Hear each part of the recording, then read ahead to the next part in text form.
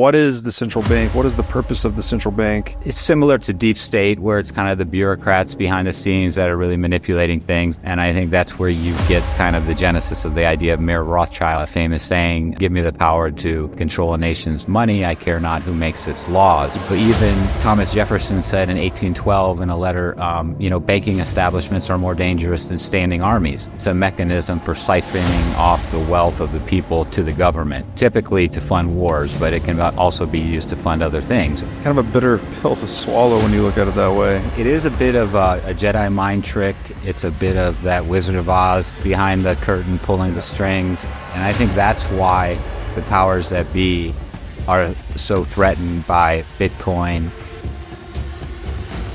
And when you think about how much money can impact people's decision-making of where they're going to go to school, where they're going to live, what they're going to study, what's their job, maybe even who they marry, maybe how many children they're going to have. Right. All of these things, money plays a role in that. And so if you can manipulate and control the money, you're controlling the whole game.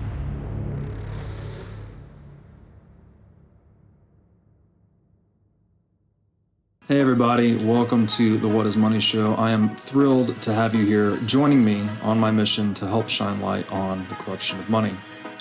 Now, if this is your first time listening to the What is Money Show, I strongly recommend that you go back to episodes 1 through 9 first, which lays a lot of the groundwork for many of the concepts that we explore on the show. These first 9 episodes are my series with Michael Saylor, and thousands of people have told me that this is the best podcast series they've ever heard, hands down, and that it was instrumental to their understanding of money and Bitcoin. So if you're looking to start a deep dive into the nature of money, I don't think there's any place better that you can start other than episode 1 of this show.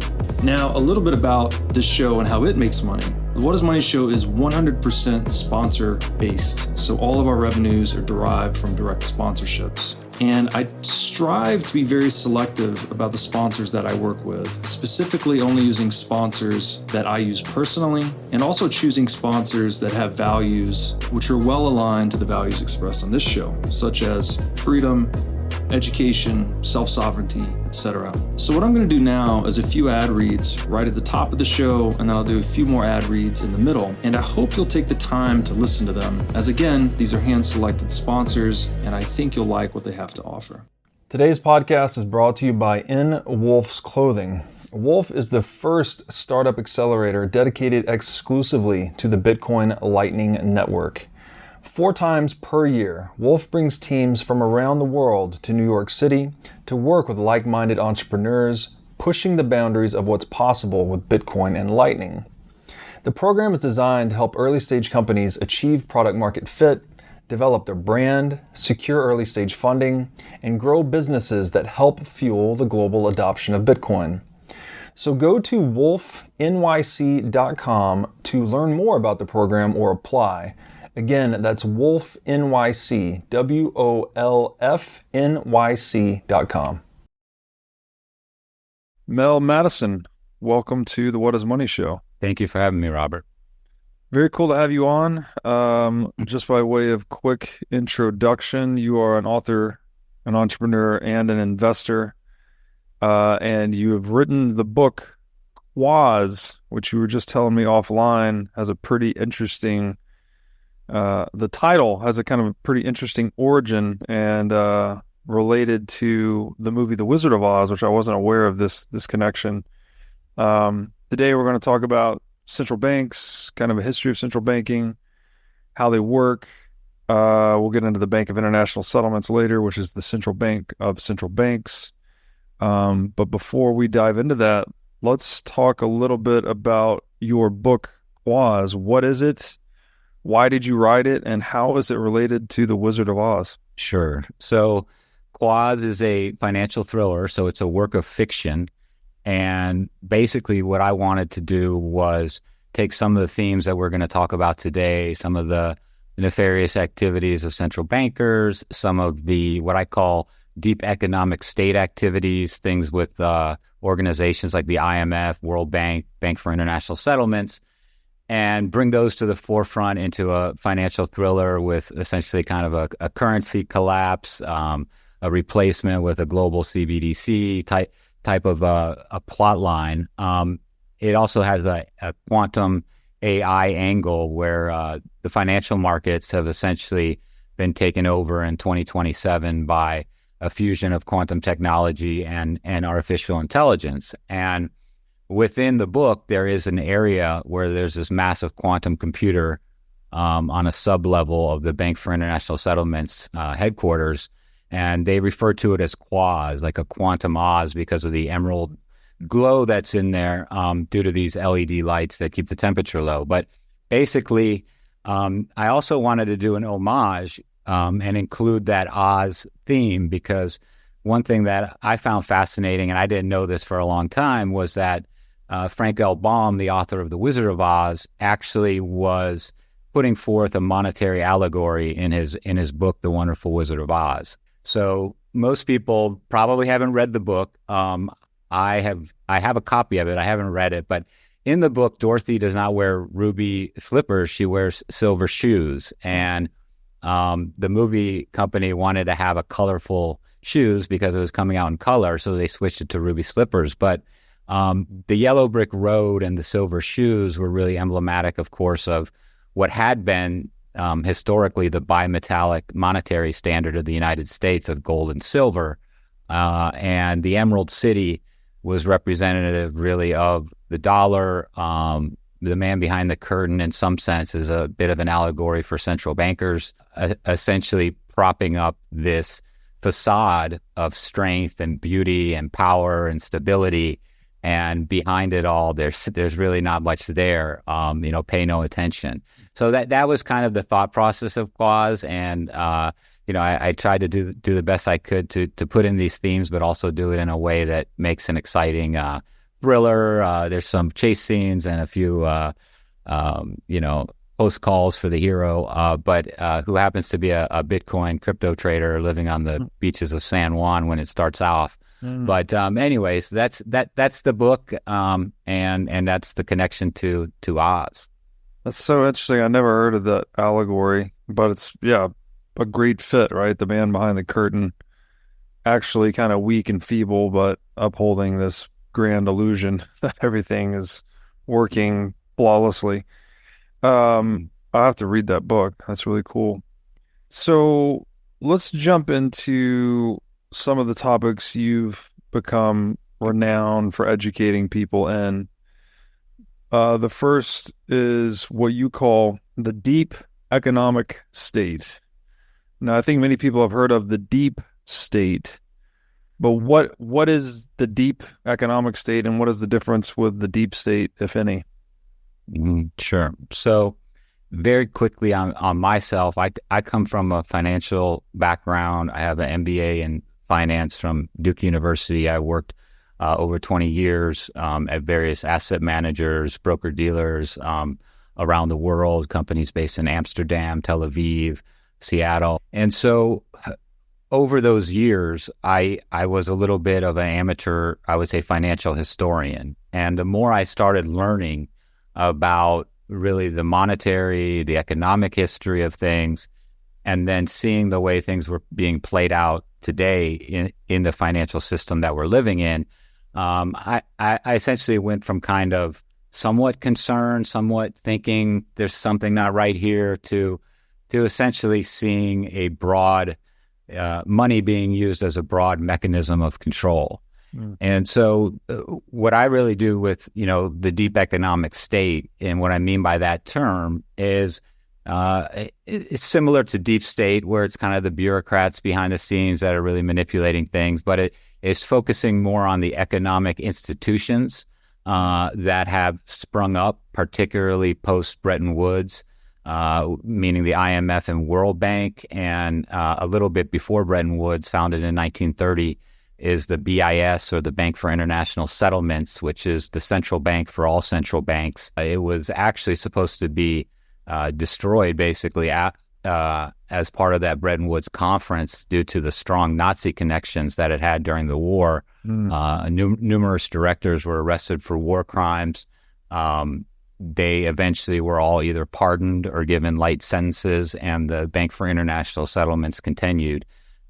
to essentially implement, in many ways, the economic plan of the Third Reich, which was to break down the borders, have a common currency, and have the fountainhead of it all come from Frankfurt, Germany, the home of the Rothschild banking family, where we now have the European Central Bank. And so many people, and this is well documented, some of the economic thinkers within the Reich realized by 1943, 1944 that Hitler was not in his right mind and this was not going to end well. And they began, well before the war was even over, putting things in place to carry out the best they could their economic plan under a Allied victory. So all of this stuff is stuff that I look in, and I go all the way back to really the mother of all central banks, the Bank of England, and its founding in 1694. Wow. Okay, so I guess a lot of people probably don't know that even, right? That the IMF and the World Bank were created after the war. And maybe we could just, before we go into kind of the history of central banks themselves, what are the IMF and the World Bank? Specifically the World Bank, I think, sort of represents itself to be this institution that's helping developing economies by, loaning them money to develop their economies. My views are more informed by books like The Confessions of an Economic Hitman that looks at this as more of an institution for, indebting and controlling developing nations, basically, and re-engineering their economies to serve developed nations. How do you look at the IMF and the World Bank through the lens of your work? Yeah. So the World Bank and IMF both did come out of the Bretton Woods Conference, which, I'm sure most of your viewers are aware of. This was the major monetary conference at the end of World War II. It was we're coming up on the 80th anniversary. It was July 1944. And basically, two men were really the driving force of Bretton Woods. John Maynard Keynes, representing the United Kingdom, and a guy named Harry Dexter White, who was a undersecretary or assistant secretary, I can't remember which, of the Treasury for the United States. And, John Maynard Keynes is a well-known, famous, economist, the Keynesian theory. He was really kind of a bit of a financial genius in that regard. And Harry Dexter White was someone who had his PhD as well in economics from Harvard, and he was also very influenced by socialist ideas. It came out after the war that he was essentially a Soviet spy. He had funneled a lot of stuff to the Soviets. He even had a role to play, some say, in the creating the conditions for the Japanese to attack Pearl Harbor. Just to go back, because it's kind of a fascinating story. It was called Operation Snow. It was a Soviet plot that did not get fully revealed until the Soviet Union fell and the archives were open. But they had connections with White, this Undersecretary of Treasury, and they were really scared in 1940, 1941 that when Japan was finished taking Manchuria and China, that they were going to head north to the Soviet Union. The Russo-Japanese War had not been that long ago, and the Japanese were basically in need of resources, and they felt that Russia was next on the hit list. So they wanted to redirect Japan towards the United States, and they essentially got wind of talks going on between the Roosevelt administration and the Empire of Japan to essentially come to some sort of a peace treaty and a non-aggression pact in 1940, 1941. And the Russians gave to Harry Dexter White this memo saying, here's what you need to propose. And it was a list of demands that the Soviet Union knew Japan could never say yes to. It was, basically, we're never going to attack any Asian islands. We're going to acquiesce to any types of trade restrictions that you want to put on us. The big one that they wanted to ask for was you're going to have to pull out of Manchuria and give up your conquering of that Chinese territory. And so it was really a push to basically break down these peace talks that were going on between the United States and Japan, funneled through the Soviet Union, through this guy, Harry Dexter White, who mysteriously, after the war, when he was getting ready to have to testify, wound up after the first day or two of testimony going home and suffering a heart attack, even though he was like in his 40s or 50s and dying.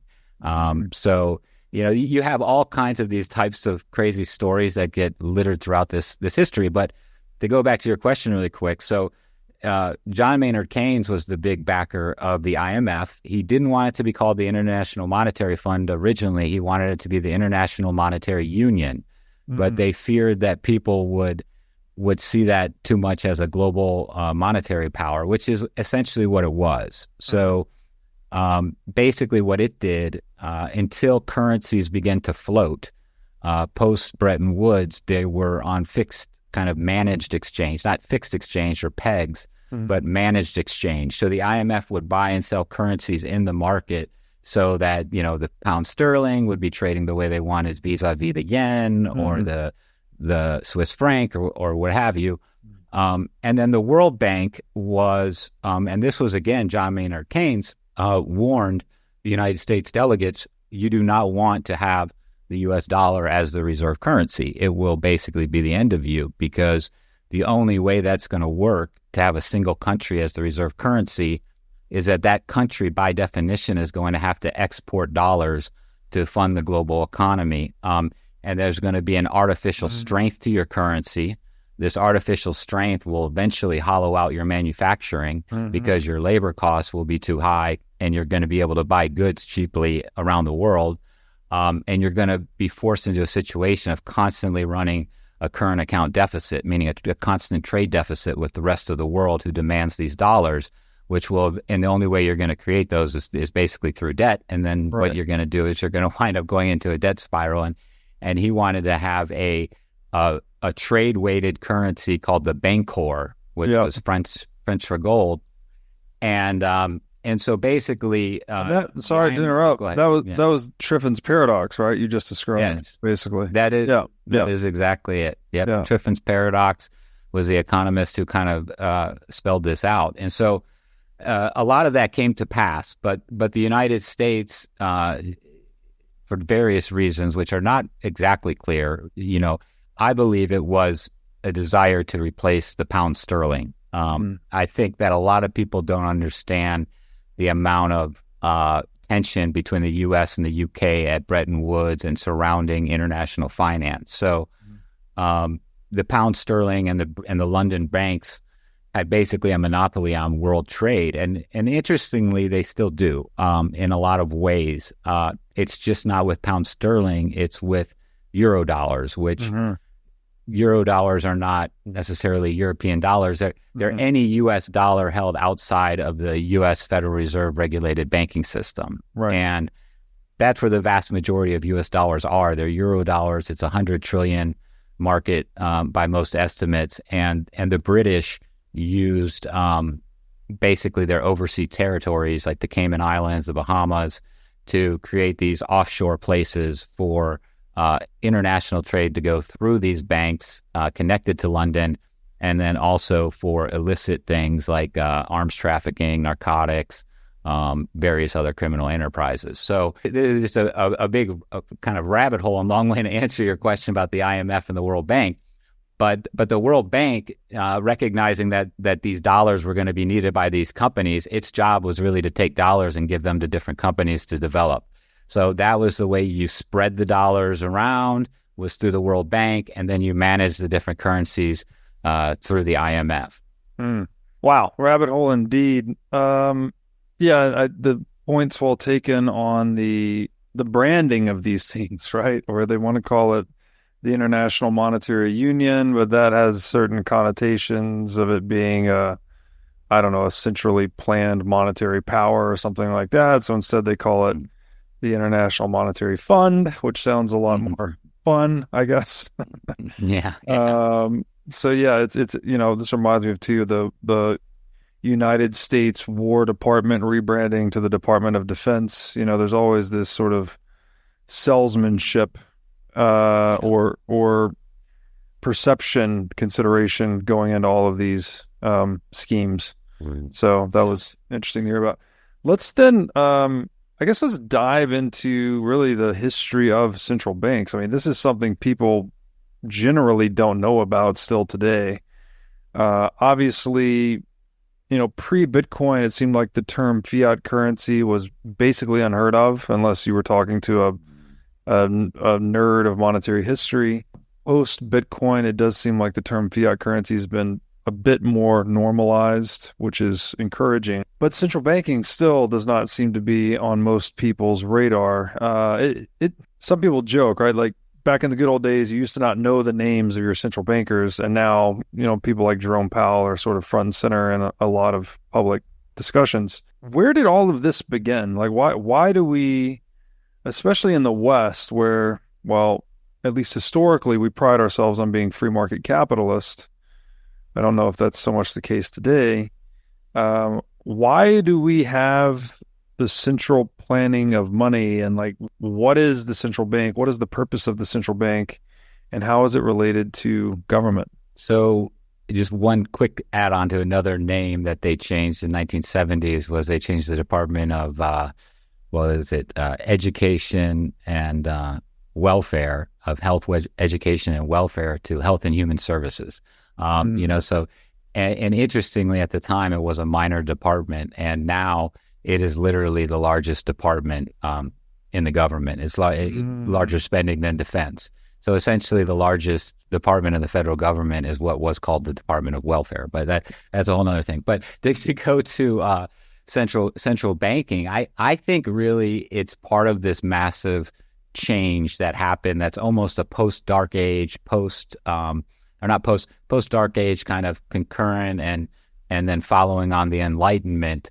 Massive change occurring in Europe, where the fundamental control mechanism, which was essentially an aristocracy and a hierarchy and a monarchy based on control of the land. So we go from wealth as land to a wealth as money type of a culture, a civilization, really, almost. And I believe part of why that switch happened was that as countries like the United States, and then later, the French Revolution, and as the monarchical hierarchies of Europe began to break down, the elites needed some sort of autocratic control mechanisms in place, and they transitioned a little bit from politics into the monetary and economic world. And I think that's where you get kind of the genesis of the idea of Mayor Rothschild, a famous saying, give me the power to control a nation's money, I care not who makes its laws. Because by using money as the new control mechanism, a more subtle mechanism than sending in the troops to raid the village and burn down the church and take the grain, there's a new way that they can raid the village and take the grain, and they do it through that. So the main reason, and I think this is important to understand, is the genesis of this central bank. So there was a small bank. I think the Swedish central bank was formed before the Bank of England, but the basic template for all modern central banks is the Bank of England. That's kind of the granddaddy, and that was founded in 1694 by William III. And the purpose of a central bank that we think of today to affect monetary policy, full employment, or price stability, these types of things, that was not the purpose at all. The original purpose of the central bank, and what I believe ultimately is still the purpose today, is it's a mechanism for siphoning off the wealth of the people to the government, typically to fund wars, but it can also be used to fund other things. And that was the genesis of the Bank of England. So William III was broke. He had borrowed money. He could not pay it back the days before fiat, so the king actually couldn't pay it back. He defaulted on some debts. He had hyper-taxed his people, and he literally got to a point where if he taxed them anymore, there were going to be revolts and civil unrest. And so he got together with wealthy individuals and said, look, I need money. The wealthy individuals were like, we're not giving it to you because, we don't know if we're going to get it back, but here is a way that we can take it from the people. you give us, this group of elite, essentially the progenitors of central bankers, the sole right to print paper money.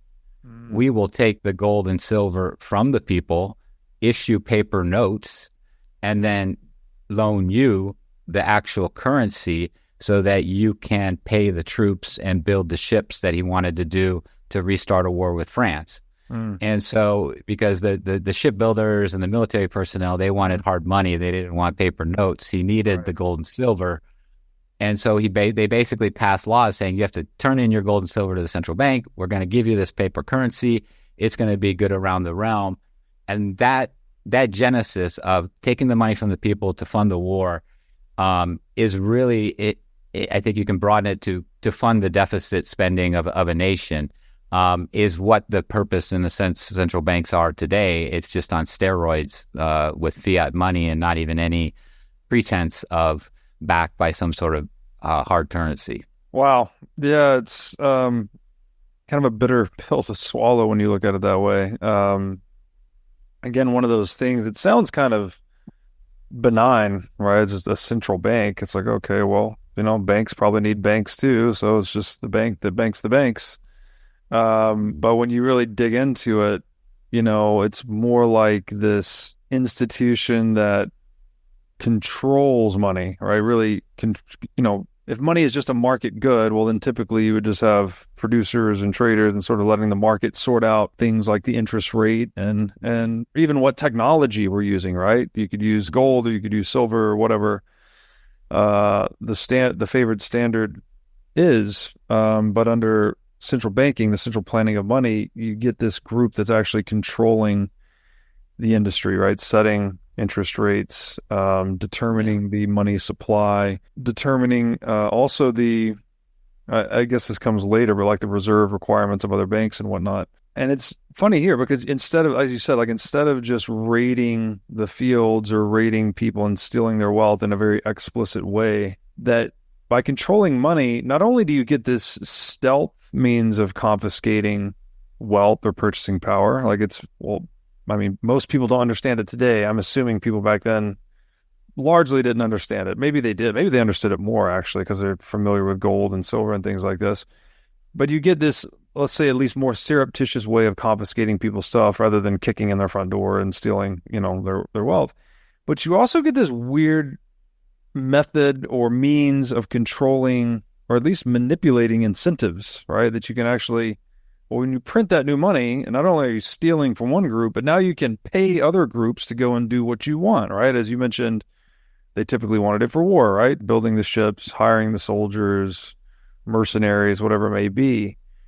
But those players often demanded the monetary metal, right? That you said they typically wanted specie. So you would kind of, I don't know, how did they deceive the populace into swapping out the metal for the paper? Were they offering them yield, or what was they were requiring it? So requiring it to transact, legal tender, and just like we did in this country in the 1860s when we were running out of gold, and Lincoln issued the greenbacks, which their official name were legal tender notes, and you were forced to accept those. So, and if you could trade in those and they start circulating and they're going around, everybody wants to get rid of them. The velocity of money, it starts going around. Right. And there are other methods, but I would say exactly, I agree with, I think that's a very kind of astute point where you moved to incentives. And that's where I am, where I don't necessarily see money simply as, say, a market good, but fundamentally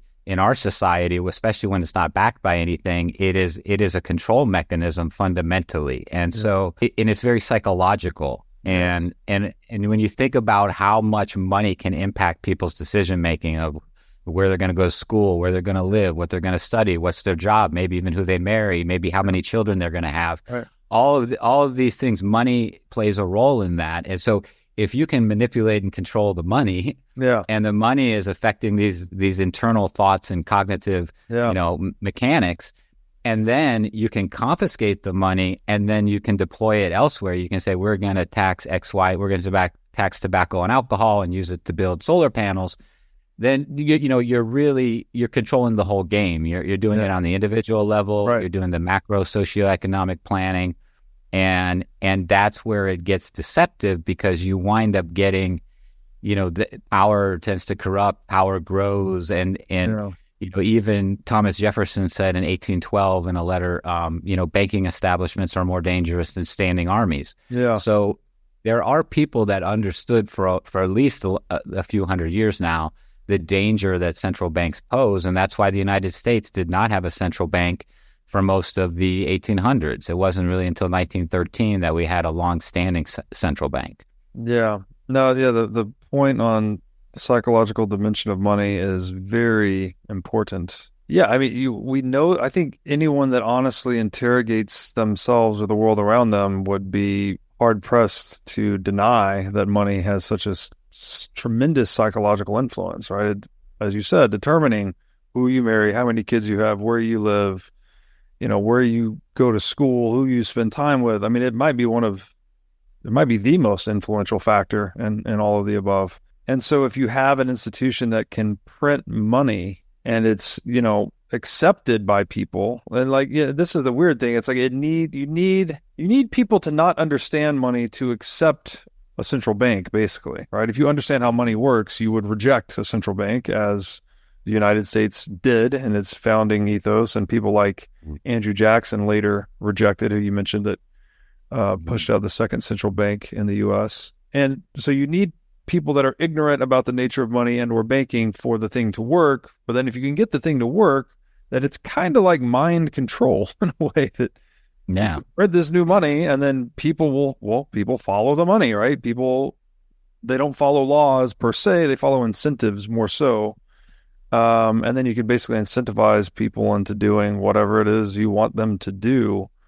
And maybe the frame of a game is useful too, that all these games we're playing with one another, whether they be, peacefully competitive games like business, or whether they be unpeaceful competitive games, right? Like warfare. The money is the point system in a way, right? Like if your war efforts are unprofitable long enough, well, then eventually your war effort's going to go bust, in the same way that your business, if it's not profitable, then eventually it's going to go bust. So money represents this scoring system, right? And so the power to print money, then you literally print points in this game. You basically never lose. And so the central bank, you mentioned Lord Acton's famous dictum, right, about power corrupts and absolute power corrupts absolutely. I don't know of any other implementation that is closer to absolute power than printing money, because as you said, right, well, you can conduct this sort of pseudo mind control. You're obviously stealing purchasing power too from those people, from the populace, whoever's accepting it or saving in the currency. And then you're also able to print points in this game in a way that, well, your business basically is never unprofitable. Like, I don't think central banks ever lose money in any real way.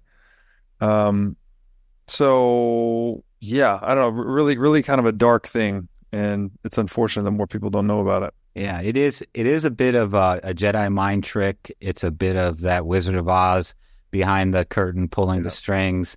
And that collective acceptance of it is a key point of it. And I think that's why the powers that be are so threatened by Bitcoin. That's why they're threatened by gold, why the second FDR got in, one of the first things he needed to do was to confiscate the private gold of people, not just change the exchange from $20 to an ounce to $35, but also to take that physical out of the hands of the populace.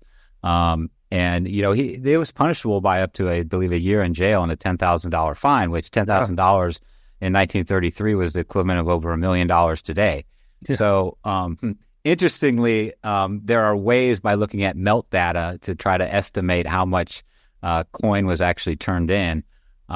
Most people believe it was probably less than or around 25% of outstanding physical gold was actually turned in, and people held on to the rest. But that's what Bitcoin, represents as a threat. I think you're seeing efforts made to incorporate it into the orthodox financial system.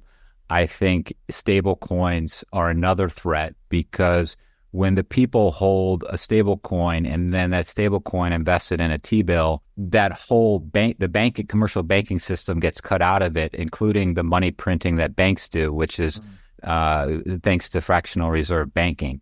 And so you see they just had a bill in April, Senators Loomis and Gillibrand, senators from Wyoming and New York. New York, all the big banks are there. Wyoming, actually a huge trust state. State trusts operate in Wyoming.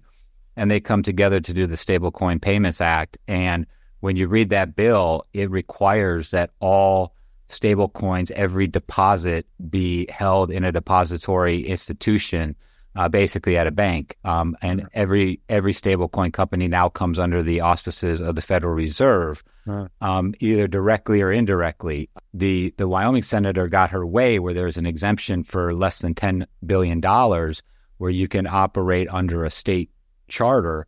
However, it's still going to be captured by the Federal Reserve, because these state chartered stable coins are required to have a sub-custodian that is a national depository institution. So no matter what, they're bringing that into the Federal Reserve, and they're bringing that into the fractional reserve system, where now those T-bills can be held as tier one assets on banks. And the banks are asking for, this was done in an ISDA letter, the International Swaps and Derivatives Association, asking for Treasury securities not to be held against banks' tier one capital reserves, which is essentially would mean that they could hold, they'll be able to buy and hold a lot more treasuries. And I think that is where things are going, not to jump all over the place, but they're, in today's world where the debt issuance is simply going to, we're now, the role of government has gone from wars primarily as the spending to social programs, social engineering, climate change, whatever. And so now we're running war-type deficits to fund these types of programs, and there's no end in sight for that. So they're laying a framework for the absorption of Treasury securities. Like they don't need a CBDC if the stable coins are transacting through the commercial banks and the assets are being custodied under the Federal Reserve System. It's a backdoor CBDC if this bill were to pass. It's just you get to pick the issuer, but it's essentially a unified ledger. So these things are going on, and I think they don't want to have so much outright central bank quantitative easing, although their old Fed's already cutting back on its quantitative tightening. But they're putting in the ways for banks to hold more and more treasury supply, because they just know it's going to explode. Interesting. So trying to create conditions where, well, I guess government debt remains the primary store of value asset, basically, right? So everyone's, I guess, not forced, but incentivized to hold government debt and give it market value, basically, as opposed to something like gold or Bitcoin. In Bitcoin, we often dream about the idea of forming citadels, which are independent, self-sovereign communities that have their own energy, food, and water resources. Today, that dream is becoming a reality at the farm at Okefenokee. The farm is a 705-acre regenerative agriculture community located at the Florida-Georgia line near Folkston, Georgia. The farm is known as the healthiest place on earth, and it includes orchards, organic standing gardens, regenerative animal pastures, berry fields, and much, much more. Today, the farm features 25 custom-built cabins and has plans to construct 225 more in the years ahead. The farm has its own food, energy, and water sources and is completely off-grid. So if you're looking to join a Citadel community comprised of sovereign individuals, then go to okefarm.com today to learn more about membership. Make sure to tell them that I sent you for a $21,000 discount on custom cabin pricing. Again, that's okefarm.com to learn more about joining this revolutionary regenerative agriculture community. Forget multivitamins and other supplements. Animal organs are the most nutrient-dense foods on the planet. You can get 100 times more nutrients from organs than you can from muscle meats. But the problem with eating organs is that they are difficult to find in stores, they are difficult to prepare, and even when they are prepared well, they often don't taste great. Thankfully, Heart and Soil Supplements has made consuming organ meats so much easier by providing powderized organs in capsule form. Organ meats include everything your body needs to thrive: vitamins, minerals, peptides, proteins, and growth factors. This is why organ meats were the most prized foods for our ancestors. Fortunately for us, Heart and Soil makes these treasured foods easily accessible.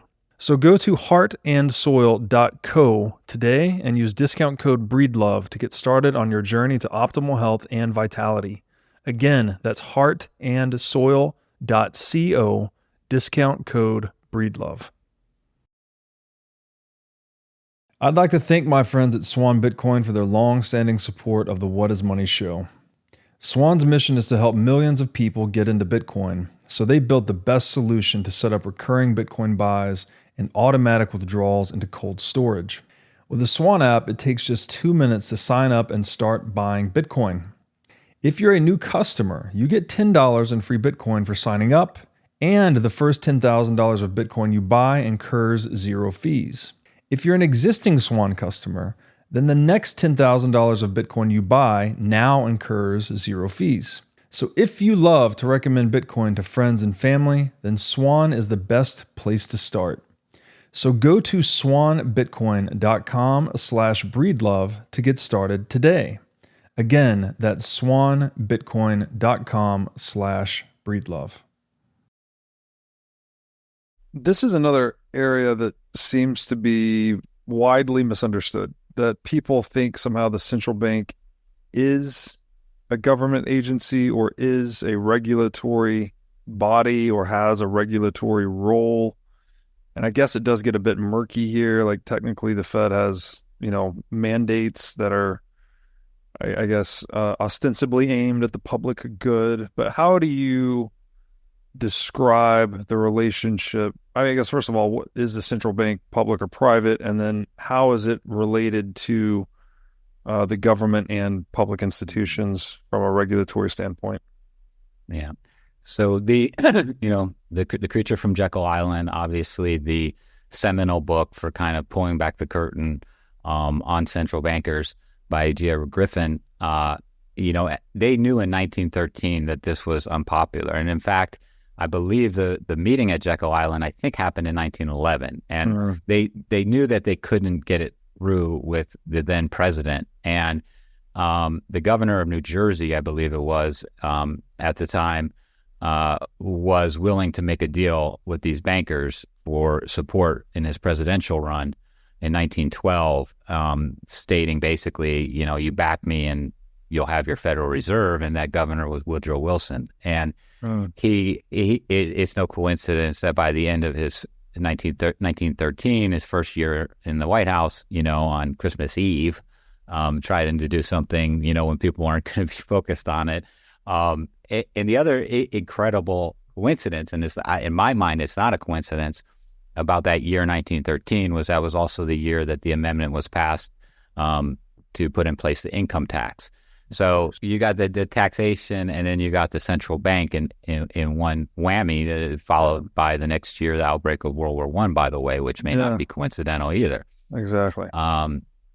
So the plan that they came up with was openly to be shady about it. And if you really look at the Federal Reserve or you look at the seal, it doesn't say Federal Reserve of the United States. It says Federal Reserve System. And so what they do is they put in front of you, like members of the FOMC, or they put together, a Jerome Powell who's appointed by, the president. But where the rubber really meets the road with central banks is in the 12 regional banks, particularly the New York Fed. And originally, the FOMC committee didn't even set interest rates. All 12 regional central banks set different interest rates for their own territory. And the committee in Washington could not raise or lower rates. They had a veto power, so the New York Fed could say, "I want to raise rates in the New York district, and the Washington board could veto it. And this is where the open market actions take place through the Bank of New York. This is where the decisions are made on purchases of different securities and things. And the reserve banks, as opposed to the Washington open market committee type deal, those are owned by member banks. They're completely private. You can go to the St. Louis Fed website and you can read it. It says in black and white, the 12 regional banks are privately owned, set up much like corporations, and the member banks, which JP Morgan City, are paid dividends and vote, and they get to appoint the boards. So they get to appoint the boards, and they get to appoint 3 people. They get to appoint 6 of the 9 board members of every regional bank. So it's like the ultimate control is really with the member banks, and they appoint the boards of the regional banks. And so that's, like I said, that's where I think the rubber meets the road, and that's kind of the setup that they put in place. Power has become more consolidated over the last 111 years or what have you since it came into existence. But I believe it's increasingly getting more and more difficult from a political perspective to maintain any type of central bank independence. And ultimately, the power there's a bit of a battle between the banks really and the government. And I think, right now the balance of power is shifting to the Treasury Department, and that they're going to be kind of calling the shots. And I mean, that's kind of, basically a fiscal dominance situation that I believe we're in, where the financial statements of the U.S. government are more or less in such a state that the actions that the Federal Reserve is going to be able to take are very limited and constrained by the fiscal situation of the government. Interesting. So are we able then to ascertain the ultimate beneficial owners of the Fed? Like, are you able to see the cap table of the Fed if you dig down deep enough? No. As far as I know, no one knows the exact way. It's a similar situation with the Bank for International Settlements, which is a central bank for central banks, which is owned by the member central banks. So the Federal Reserve, the U.S. did not want to take the shares in the Bank for International Settlements, which at one point actually traded publicly on the exchange in Switzerland. But basically, the Bank for International Settlements, the United States Federal Reserve didn't want to take it. And so different banks, like what was the forerunner of like modern day Bank of America, were the owners in the Bank for International Settlements. So the actual cap tables are difficult, but there was a point in time when the banks made very good profits through the reserve banking system.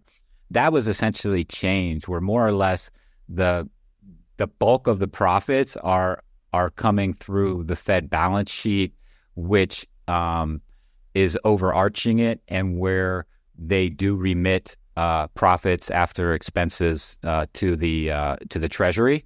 And so, when you look at it that way, on a quarter of our $34 trillion in debt, which is held on the balance sheet of the Fed, we're not really paying interest on it. It's kind of non-interest bearing debt because we just pay the debt to the Federal Reserve, and the next month they send it back to the Treasury, the interest payments.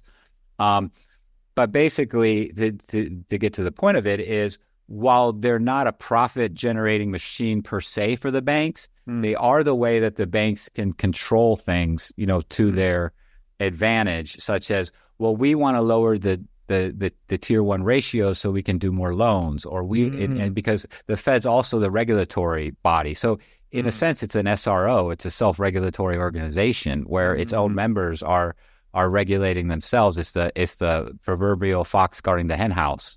And so that's, I think, where the kind of what the banks care about. It's not so much how they're going to, move profits to JP Morgan as much as how we're going to be able to consolidate, pass regulations to price out competitors, change our tier 1 ratios, get bailed out when we screw things up. I mean, all the things that you see them do is essentially, being enabled through the central bank. Oh, so the Federal Reserve is going to come in and shut down, SVB, and guess where the assets are going to go to JP Morgan, who pays out 0.4% interest and gets 5% at the Federal Reserve, which just started, I believe, in the last 10 or 20 years. Banks used to not get paid reserves held at the Fed.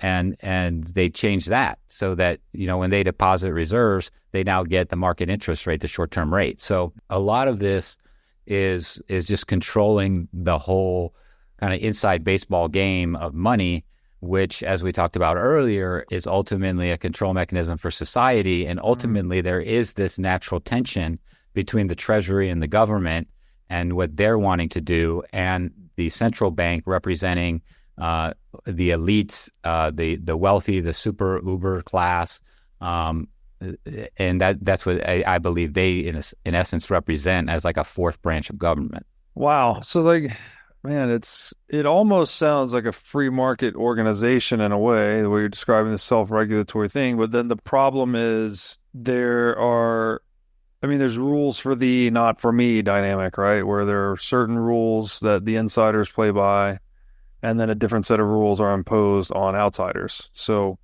and this is my definition of corruption, actually. It's like when you have an unevenly applied legal framework or set of rules, right? It's when you don't have equality in the eyes of the law, that is the essence of corruption, right? If someone bribes a judge to misapply a law, well, that's what we would call corruption if we saw that scene in a movie.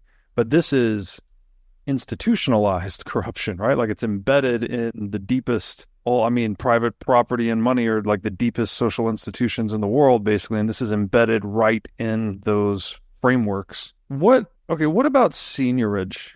I guess first, if you could define what seigniorage is, and then is this something the Fed is engaging in? You could take this more broad to central banking if you'd like, but is this a component of the revenue or profits that central banks or the Fed are creating? What exactly do you mean by seigniorage?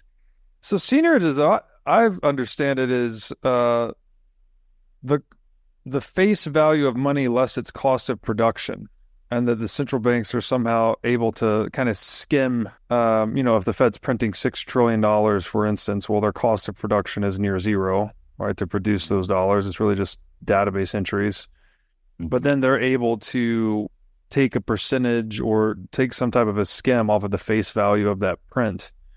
This is something that I know central banks used to engage in more explicitly. I was just wondering if that's still part of the modern central bank system.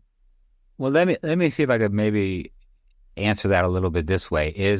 I believe that, for example, right now, even, number one, obviously inflation is a tax. And so the money printing in that way is kind of a beneficial kind of driver. But the yields on treasuries, I believe, are just not the real yields. They're not where they would be in a free market. Obviously, part of that is the amount of supply that's been picked up. And so, in a sense, by the printing of money, the kind of alpha, the spread that they're able to get really is by compressing those interest rates lower than they would be. And so not only have they taken, 25% of the U.S. debt supply off the market, suppressing yields, but they're doing things in different ways. And, Janet Yellen has, especially in the last 6 months to a year, started issuing a lot more bills rather than coupons, like 10-year notes, to kind of keep those rates artificially low. The Federal Reserve is now doing less QT, and it should be noted that by less QT, that basically means, they were letting stuff run off. They're going to let even less run off, but stuff is still running off the balance sheet, which means they're going out and buying treasuries. So the Fed is buying treasuries and absorbing supply, even now, and they're going to be doing more in June when they reduce the amount they're letting run off. Then you have the bills. Then just last week, the Treasury announced they're going to start doing Treasury buybacks, where the Treasury itself is going to be buying its own debt. They issued a new bill, a 6-week T-bill, which had not been an official bill before. So they are basically figuring out ways to do backdoor, what would be called YCC, yield curve control, which economies like Japan do explicitly, where they basically, the balance sheet, the central bank of Japan holds 100% of the GDP on its balance sheet of JGBs, of Japanese government bonds. So if you look at our GDP, it's like 35 trillion. If the Federal Reserve held 35 trillion, that's the percentage of GDP that Japan has. And so Japan's total debt to GDP is 200 some percent, and like 100% of that is held by the central bank, and that's yield curve control. And I think one of the things where you can get an idea of the amount of yield curve control, and why I think you could even make an argument that we've yet to have an inverted yield curve in the last few years, is that the real 10-year risk-free rate is probably around 6.5% right now. And you might say, well, Mel, why do you think the real 10-year rate is 6.5%? And I think because where most of this manipulation is happening is in the treasury market. But there is a government-backed, more or less government-guaranteed risk-free rate out there that's not in the treasury market, and that's mortgage-backed securities. So if you look at the 30-year rate, and because of prepayments, the 30-year mortgage is more or less has a similar duration to the 10-year note. So when you look at the 30-year mortgage, those spreads were very close. Like it was like a 50 basis point spread, 75 basis point spread between the 10-year and the 30-year fixed rate mortgage. Recently, that spread has blown out to where the 10-year is now at 4.5 and the 30-year mortgage is at 7.5. There's a 300 basis point spread. I think 100 basis points of that can be attributed more or less to the cost to package mortgage-backed securities, the fact that they're not technically treasuries, even though they have a government implied guarantee. And so if you back out that 100 basis points and you're sitting at 6.5, I would argue that if you weren't having this manipulation of the yield curve, that the 10-year would be at 6.5, which is not inverted, the 2 years at 5. And so that's why we haven't seen a recession. And that's why I still don't think we're going to see a recession, because people are looking at the yield curve thinking it's the real yield curve, and it's not. It's this Franken curve that is distorted by all of this central banking behavior. Wow. Okay, so is then the Fed, and so in lieu of seigniorage then, are they pumping their own bags of U.S. Treasuries as a means of scalping wealth then? Is that what I'm hearing? Well, so I think you got to look at it this way. So if you look at our wealth, right, what are we really doing when we're giving money to the banks? We're loaning the banks, right? Most people don't realize that they're actually lenders. Every dollar you have in a checking or savings account is a loan you're making to whomever you bank with, if that's how you do any of your banking. Yeah. And what they're doing, I mean, just think about it. If I said to you, Robert, why don't you give me $10,000? I'll give you 1%, or even I'll pay you the risk-free rate of 5%. But then I'm going to go take that money and I'm going to go invest it in NVIDIA stock, and I'm going to go invest it in, whatever I think I can get a better than 5% return on.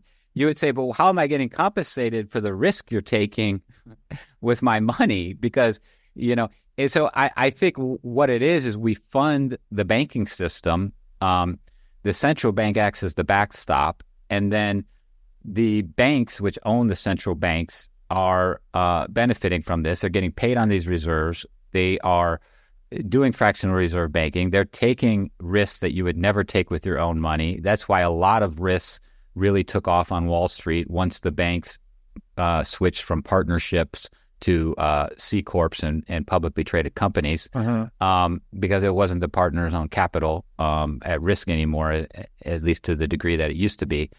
And so I think that's really what the banking game is, and that's why they're threatened by Bitcoin. That's why they're threatened by stable coins, because you're cutting out that commercial, what they would call the wholesale kind of end of things. And that's why when the Bank for International Settlements puts out a white paper on the future blueprint for the monetary system, they talk about the CBDCs with a retail and a wholesale end. That's why the stable coin bill that was just put out talks about having the assets now need to be custodied at a Federal Reserve depository institution. Mm-hmm. So they need our money so that they can do whatever it is they want to do with it. In the past, it might have been, the government takes it to do what the government wants to do, and then the commercial bankers take it to do what they want to do.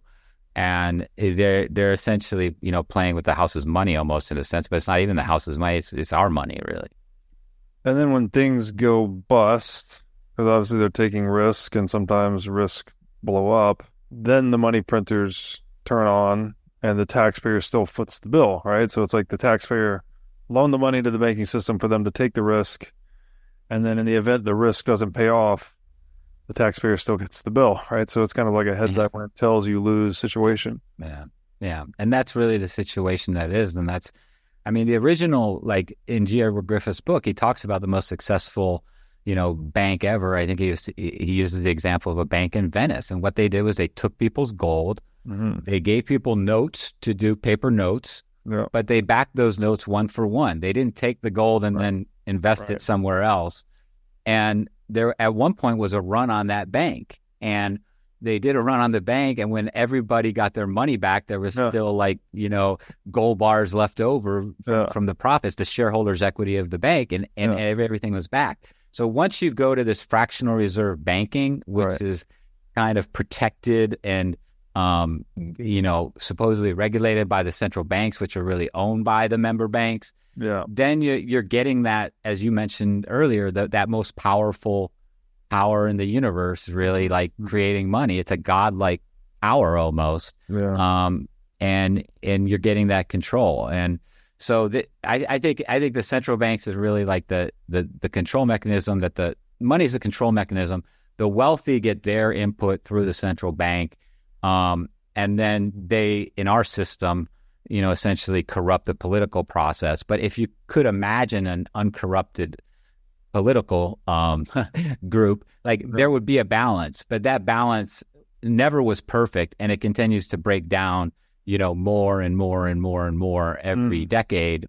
And so now it's like, no matter you're talking about the government or the central bank, you've essentially got these same corrupt corporate, globalist, elitist, super wealthy playing this game. And you look, okay, so the CEO of IBM is on the Federal Reserve Board of one regional bank or another, or the CEO of Raytheon, or so it's a big, I had looked through some of those bills that were recently passed, the Ukraine bill.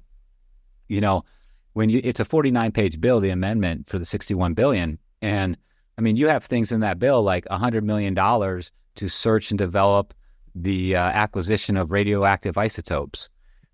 They're looking for uranium. This Ukraine funding bill. And then when you look at where that money actually goes, so they have a military component, which basically goes to the military contractors, and they have a financial component. And you would think that financial component goes to Ukraine, but before it goes anywhere near Ukraine, we give all of those billions of dollars to the World Bank. So people don't, and the World Bank says, well, we can take funds from Europe and other donors, and we'll pull it, and they put it into these funds. They have this fund called the Peace Fund, and they do the oversight. And if you read in the bill, it says we will do the oversight, or one of our vetted third parties, and that vetted third party is the World Bank. So you're having that money, that $61 billion for Ukraine, half of it going to defense contractors, half of it going to the World Bank. Wow, unbelievable. Wolves guarding the hen house everywhere. Are you sick of being robbed by politicians through inflation and endless money printing? If so, you need to be at Bitcoin 2024 in Nashville, Tennessee on July 25th through 27th. As the largest Bitcoin and Fintech conference in the world, Bitcoin 2024 stands as a beacon of monetary freedom, a glimmer of hope amongst a darkening macroeconomic backdrop. Top speakers, companies, and thought leaders from across the industry will convene in Nashville to look ahead to the next year and beyond. I will be there, and Bitcoin conferences like this have become my favorite place to socialize since becoming a Bitcoiner. Ticket prices will increase soon. Get your tickets now and secure your spot at this game-changing event. So go to b.tc/conference and use discount code BREEDLOVE to sign up for the Bitcoin 2024 conference. Again, that's b.tc/conference, discount code BREEDLOVE. Over the past 9 years, I've been going through a pretty serious struggle with my personal health. It started with a sharp pain and stiffness in my hip after a lifting injury, which I later learned was related to some pretty extensive inflammation in my gut. Then I developed an autoimmune issue, and soon I was having joint pain all over, skin irritations, and all kinds of digestive issues. I visited many doctors trying to figure out what was wrong, but none of them were able to help me fix any of my issues.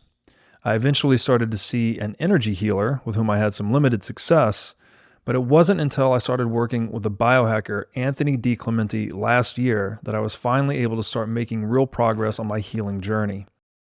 Anthony spent a lot of time with me learning about my specific situation and worked with me to adapt a custom health plan to address my needs. Anthony has served as a personal biohacker for celebrities, billionaires, and professional athletes all over the world. Besides helping people like me overcome health issues, Anthony and his world-class medical team also help guys that just want to optimize their cognitive performance, guys that want to pack on some muscle, and guys that just want to get shredded. Anthony keeps a tight book of business and is selective about the clients he brings on. To apply for Anthony's biohacking services, text Breedlove to 847-943-7221. Again, to apply for Anthony's biohacking services, just text Breedlove to 847-943-7221. Okay, so you talked about the Bank for International Settlements a little bit. What was the justification for this, right? I guess the central banks also need to get banked. When you look at the Bank for International Settlements, the BIS, what is the ostensible purpose, and what do you think is the real purpose of the Bank of International Settlements? Feel free to go into the history here if you like, whichever way you want to go. Yeah. I mean, this is a really interesting bank. It's an extremely important organization. It was founded in 1930. It's still very relevant today. The euro was developed in its offices in Basel, Switzerland. When you hear about these things like the Basel Accords or Basel III Endgame, that's all being done at the Bank for International Settlements headquarters in Basel, Switzerland. They just don't want people to know it's the Bank for International Settlements, so they call it Basel, because it has a bad reputation. We can get into this in the history and their Nazi connections, but basically they were founded in 1930, ostensibly to aid in reparation payments from Germany to the Allied victors, particularly U.S., France, U.K., and Belgium. Mm-hmm. So, the world got into a heaping pile of trouble after World War I because not only did Germany get sacked with reparations, but France and the UK, both of those were super heavy debt loads. So you essentially had a similar situation with this high sovereign debt load in Europe, and you had this kind of manufacturing powerhouse, up-and-coming manufacturing powerhouse in the United States. Now you have these super high debt loads in Europe and the United States, and you have this manufacturing powerhouse in China. So there's a lot of parallels between the 1920s and the 2020s. But the sovereign debt, it was basically a sovereign debt crisis that eventually led to Weimar Germany, the inflation there. But the whole reparations were falling apart, and so they said, we'll create this Bank for International Settlements to do these international settlements between the different parties. But that quickly fell apart because it was founded in 1930. The groundwork had been laid earlier, but right around the time it got up and running was when Wall Street crashed and the Great Depression started. And so Germany in 1932, after the crash, that's when Nazism and Hitler went from like 3% of the vote to like 35, 40% of the vote in the dominant party in the Reichstag. Mm-hmm. So what the Bank for International Settlements did was it looked for a new purpose. And ostensibly, the purpose was a little bit like what the Knights Templar did hundreds of years prior, which is they act as a repository for gold.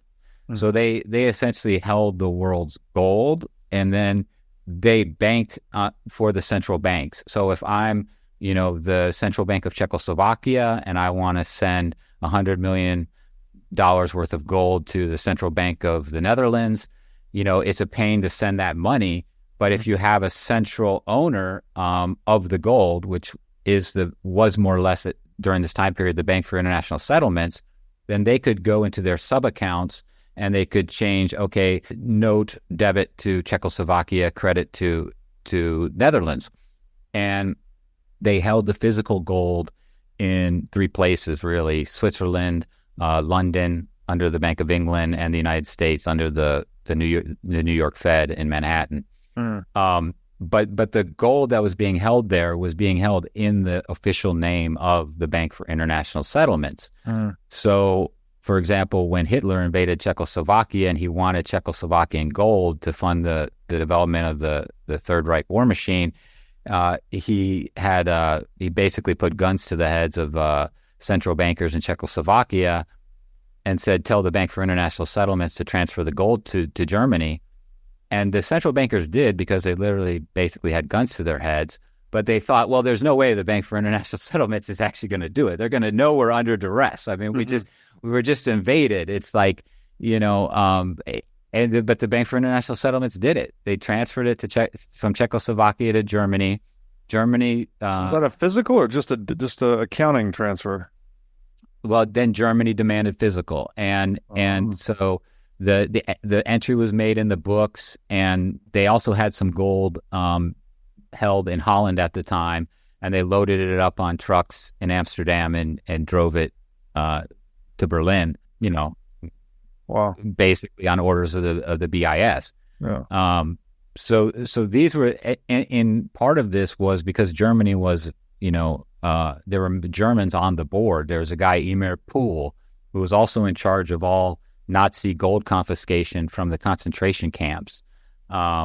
These were the guys that were on the board of the BIS, along with British and Americans who were really like the modern day globalists. They were like, look, we're the Bank for International Settlements. We're not American. When we're at the bank, we're not American. We're not German.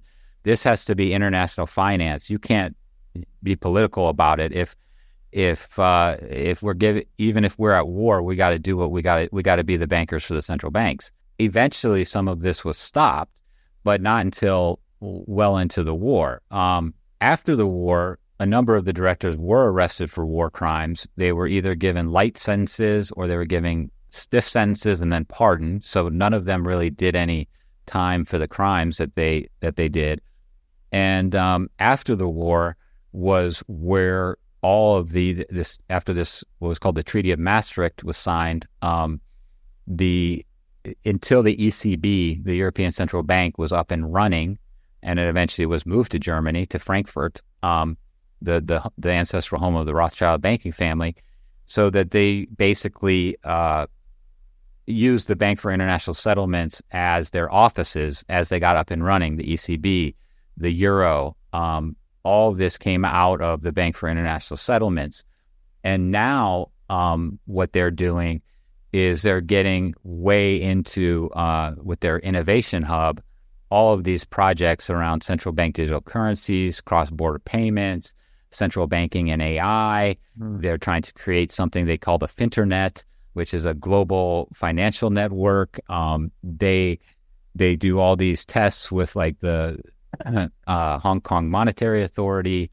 Basically, they're doing all these things. And just to take one step back, if people don't know about this organization, this is an organization where to this day, all the central bankers of the world, the top 63 central banks are members. They go there every 2 months. They have completely secret meetings. They don't release minutes. Jerome Powell goes, Christine Lagarde, the head of the People's Bank of China. They all go. Russia was kicked out after they invaded Ukraine, suspended. But everybody else goes, and they have these secret meetings. They coordinate global monetary policy. They won't say that they will, but it's clear from actions observed after the fact that there is some sort of coordination. But we are getting to a period where there's a little bit of things are coming at odds. So right. So there's a little bit probably tension at these BIS meetings these days. But they have all kinds of other things. Last thing I'll say, I'll take a pause, is they have all of these rights too granted by the treaty that the BIS was founded under, some international treaty at The Hague, where they're essentially a sovereign organization. The Swiss authorities have no right to go on to the land of the Bank for International Settlements in Basel. It's like an embassy. The managers travel with diplomatic pouches. Any actions taken on behalf of the bank are immune from all law, any punishment. They pay no taxes. They're exempt from Swiss taxes. Even every employee at the Bank of International Settlement doesn't pay taxes. They're essentially a sovereign nation unto themselves, and it's so shadowy and crazy history. That was why I kind of made it as a centerpiece in Quoz of where this stuff is going down. But a lot of it has real basis in fact, as I've just outlaid some of it. Wow. That is very telling, right? That they are in a way sovereign individuals, right? Like they're actually above the law, so to speak. And, not that there's anything wrong with it. And being above the law, I think would be a problem. But if everyone sort of had that same situation, if no one was subject to taxation, I think that would be a good world. But the fact that there's a few that aren't and everyone else is, like, that's the problem, right? It's the asymmetry or the unevenness of the law that contradicts the principle of equality in the eyes of the law. And it's crazy that is what our world is based on, right? So this is, it's a criminal organization, right?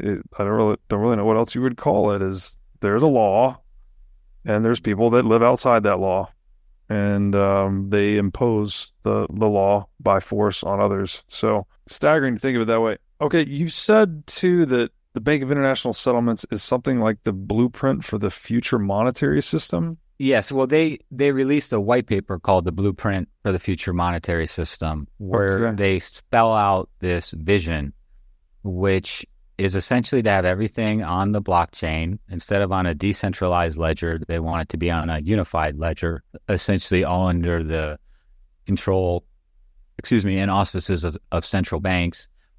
And what they want to do is not only, and they spell this out in the paper, is not only do like central bank digital currencies and the tokenization of money and the tokenization of financial assets. They want to do the tokenization of real assets. So, home deeds, cars, have everything under basically programmable money. And that's, on their really database, obviously. Yes, they get feeds from all the central banks, and they produce these reports that are like kind of anonymized, but they're getting the data direct from central banks. So they would have everything, and they're building the rails for it. They have this project Aurum being the Latin word for gold, that they started like 15 years ago to start with central banks, and they have all these crazy names like Project Jura, Project Helvetica, that they basically are doing all of these tests to make sure they have, interoperability, programmability, cross-border transactions,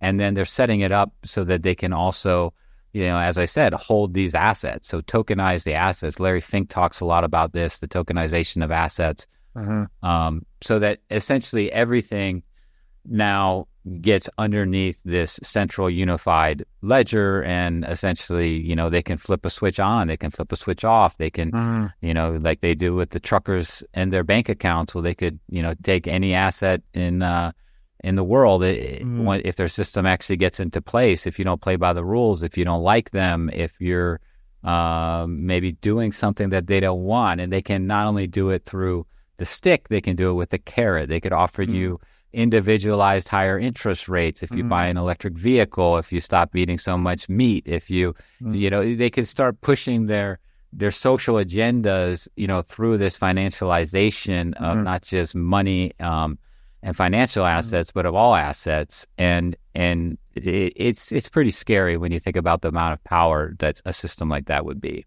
Yeah, it's almost like because it was funny that they use the word blockchain, because, well, that's not at all what first of all, a Bitcoin time chain. The point of that is to be decentralized and resistant to censorship, right? And any unilateral attempt to control. But what you're describing is the exact opposite of that, right? It's not a blockchain at all. This is a single database, basically, that one group controls, and they're basically whitewashing this social engineering scheme with the word blockchain, I guess for marketing purposes, just like, they do with the renaming of the agencies. Yeah, I think that's part of it. They to sound like hip and modern instead of saying like, because what the term they use, more specifically to describe it in the white paper is like a unified ledger.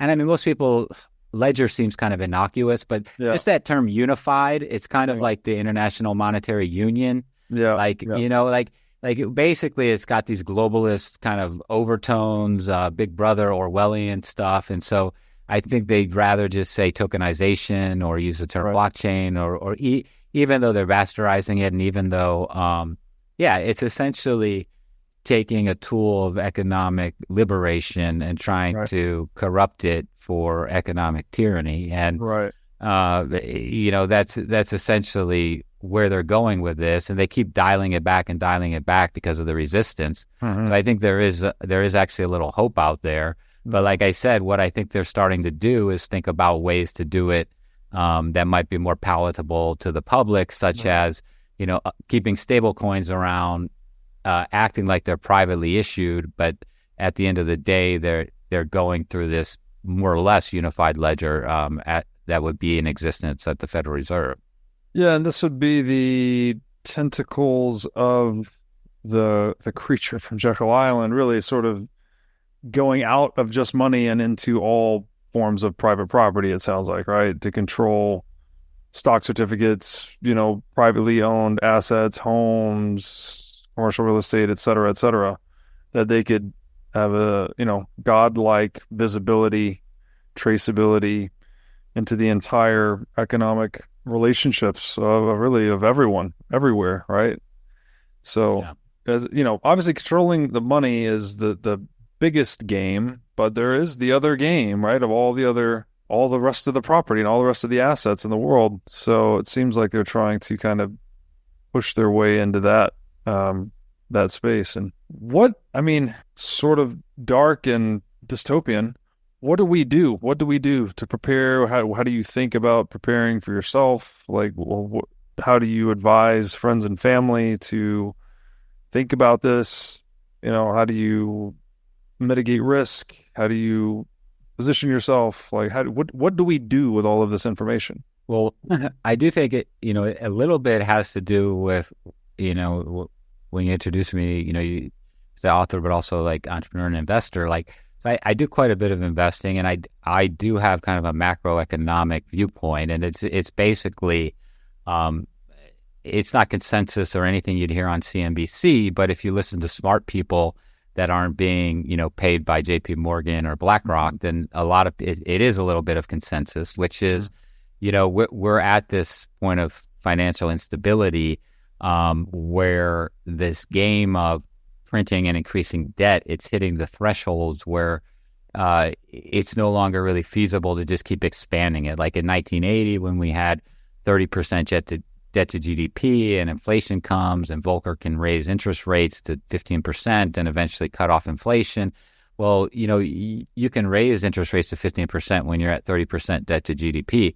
When you're at 120% debt to GDP and growing massively every year, you can't do that. You'll bankrupt the Treasury, not to mention the fact that, in a perverse way, once, especially because most of our debt in this country is government debt, what happens is the government just starts paying out more in interest, which is essentially stimulus. And so there's an argument to be made that higher rates are stimulative. And you get to that point we talked about earlier to eventual yield curve control and what is the term is called financial repression, where they're going to force banks to hold treasuries. They're going to force people to use things like stable coins or things that hold treasuries as the underlying. They're going to probably put in some capital controls about, restricting the amounts of money that you can have leave the country. So all of these things I see coming. I see before that hits, there actually being an asset bubble brewing.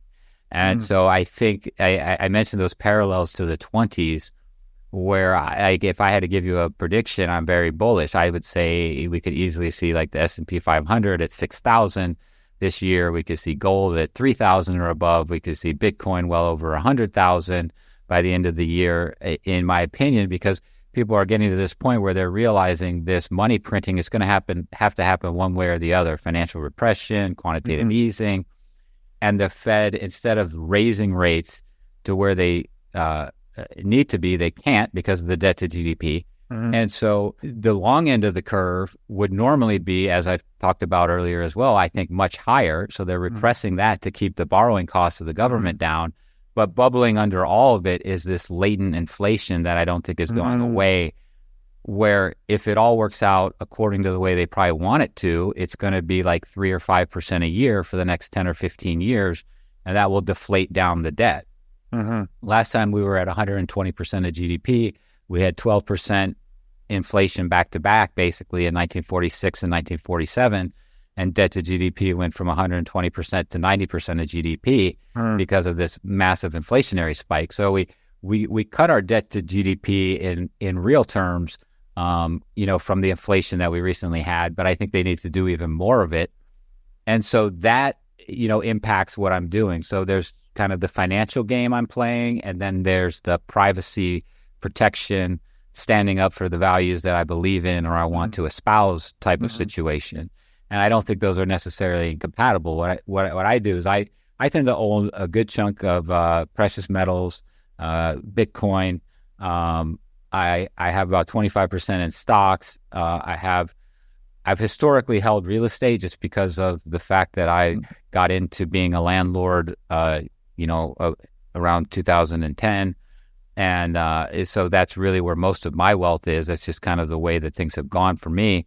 And then, like to have cash. But right now, what I see is an asset bubble, eventually crescendoing, and then collapsing, and that being the opening for this financial reset.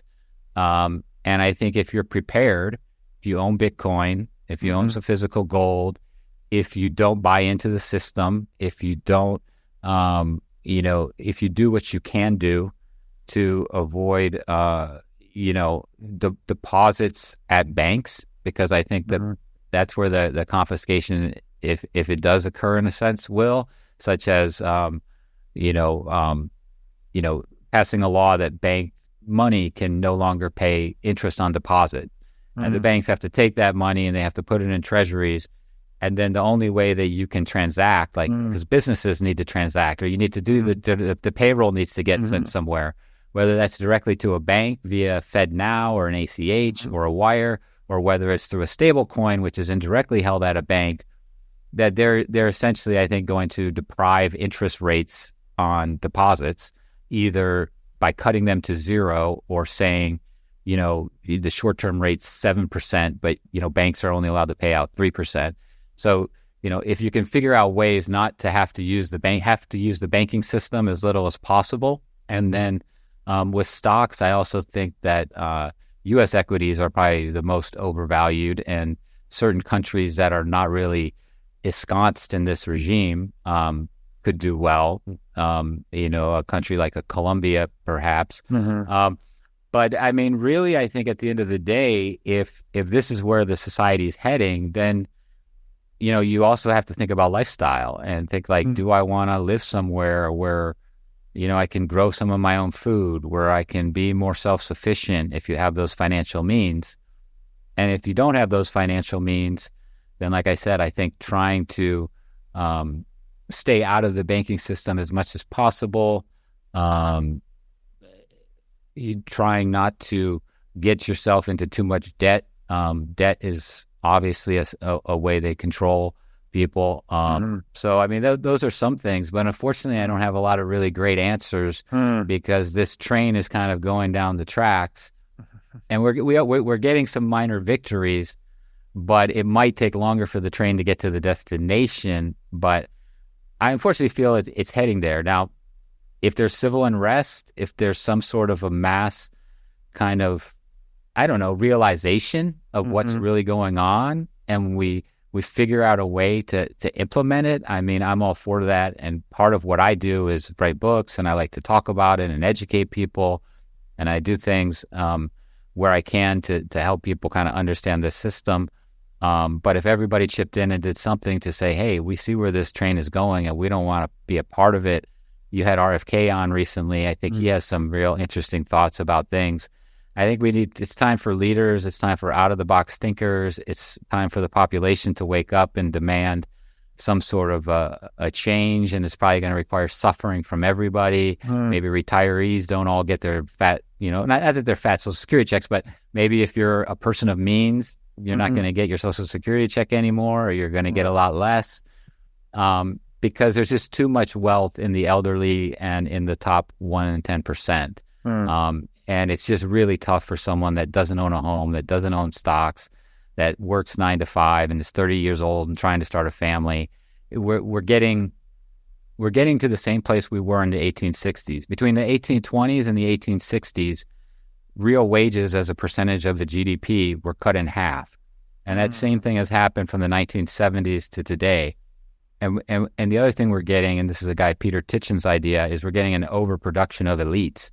And you have like only so many power positions, but you have all these people either believing that they're part of the elites or are an elite, and they're fighting for these elite positions. And when you have too many elites and not enough elite positions, you get the development of counter elites, people like a Bernie Sanders or a Donald Trump that are sort of threatening that establishment, where the elites are the Mitt Romney wing and the Hillary Clinton wing, and now you have the counter elite wings.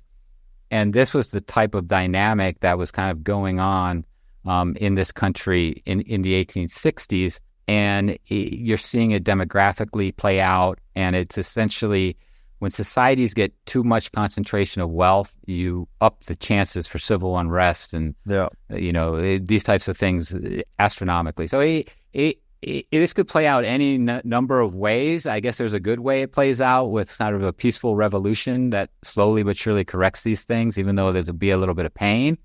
Or it could blow up into, unfortunately, war is often a outcome of these types of situations. Well, uncertainty, lots of uncertainty on the horizon. So, yeah, I guess the best we can do is create as many options for ourselves as we can to deal with that. And education and knowledge is a big piece of that. So thank you. Thank you for going through all this with me today. This has been really good. I hope the audience finds this valuable and insightful. It is very useful to get at least some glimmers about what's actually happening in the world, because there is a ton of misinformation out there. So hopefully this is helping to bring some clarity into the minds of the audience. Mel, thank you for doing this. Where can people find you on the internet? Sure. So melmattison.com, Mattison. It's not with a D.